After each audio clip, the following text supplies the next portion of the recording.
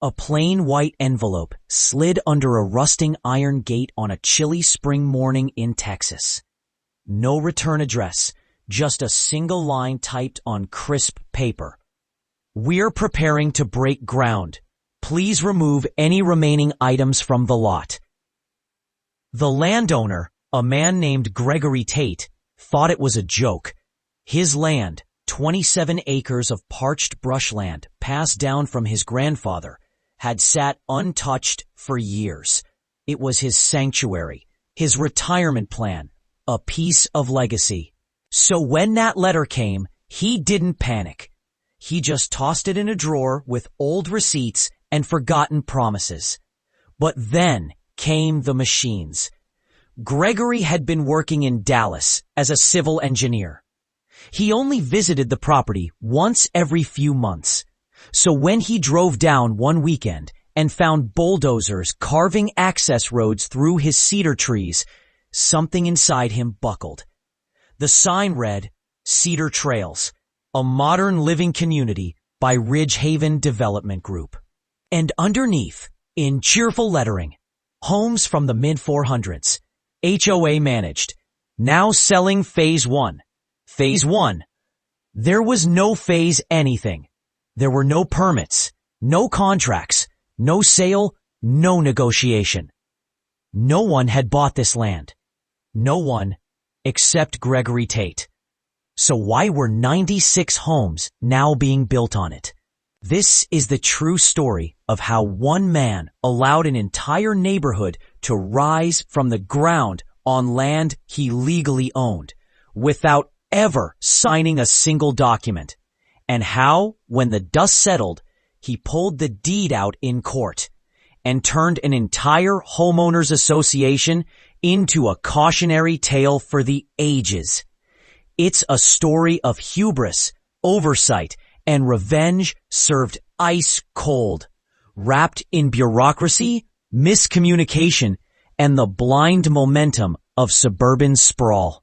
It all begins with a mapping error. See, in the county's digital parcel system, lot number 1147, Gregory's lot, had been mislabeled. Not by much.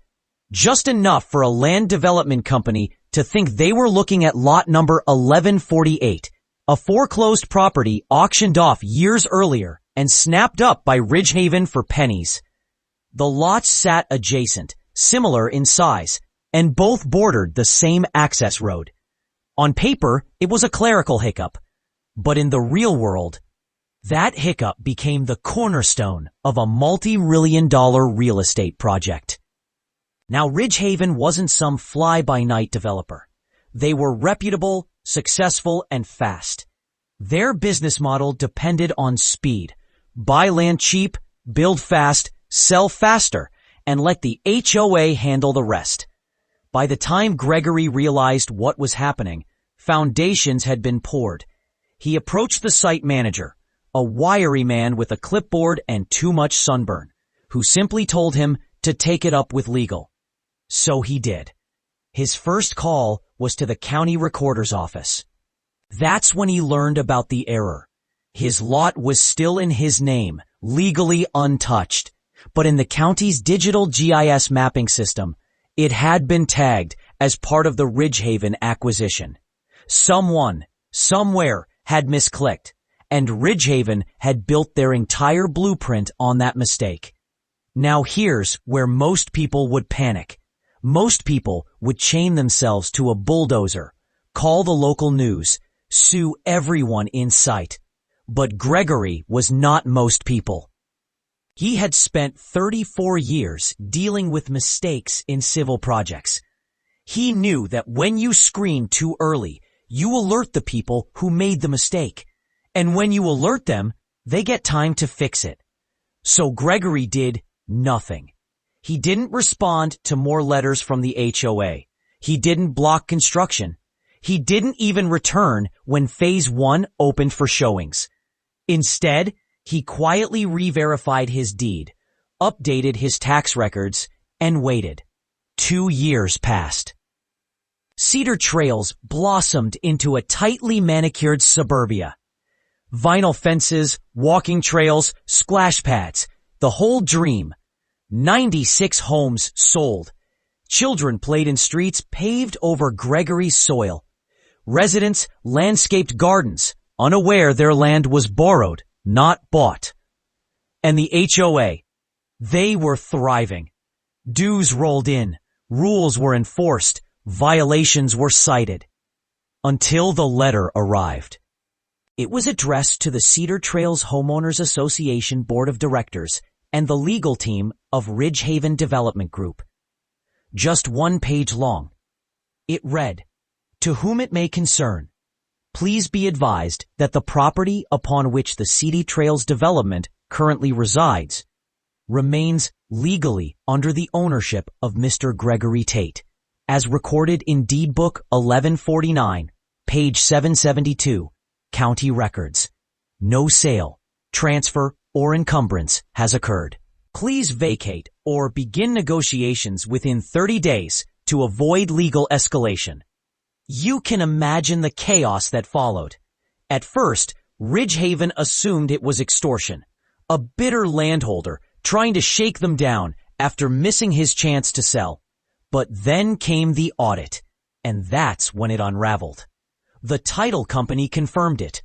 Gregory's name was still on the deed. The chain of title had never broken. Somehow, Ridgehaven had developed an entire neighborhood on land they did not own. Worse, Gregory had evidence. He had drone footage from early construction, time-stamped visits to the property, tax records paid on time, photos of his grandfather standing on that land with a young Gregory in the 1970s. The law was clear. The development was unauthorized. Every structure, sidewalk, and sign was technically trespassing. Now here's the twist. Gregory didn't sue for eviction. He didn't demand demolition. He didn't want the families gone. He just wanted what was his. In court, his lawyers made a surgical argument. Ridgehaven had enriched themselves by illegally using his property. 96 homes sold at an average of $435,000. That's over $41 million in revenue. Gregory's share. He wanted market value for the land, as if it had been properly purchased before development. The court agreed. Ridgehaven was ordered to pay $7.4 million in damages, the assessed value of the land plus legal fees and penalties. The HOA was unaffected, but Ridgehaven took the blow hard. They tried to appeal. Denied. They claimed hardship. Denied. They tried to retroactively purchase the land. Too late. Gregory walked away a millionaire without lifting a shovel, pouring a drop of concrete, or selling a single square foot. His revenge was patient, calculated, and entirely legal. But the story doesn't end there. The case sent ripples through the real estate world. Title companies tightened processes. GIS systems underwent audits nationwide. A new term entered real estate legal jargon, the Cedar Trails Clause, a safeguard requiring double verification of ownership before development. And the HOA, they continued as if nothing happened. Residents still mow lawns over land they'll never technically own. Their homes sit on a private arrangement, a quiet settlement between Ridgehaven and Gregory that allows occupation but acknowledges ownership. Gregory, meanwhile, never returned to Cedar Trails. He bought a cabin in Colorado. No HOA, no neighbors. Just snow, silence, and a reminder that sometimes the best revenge is letting the other guy hang himself with his own red tape. To this day, Cedar Trails looks like any other peaceful suburb. But underneath those sidewalks and swing sets lies a hidden truth.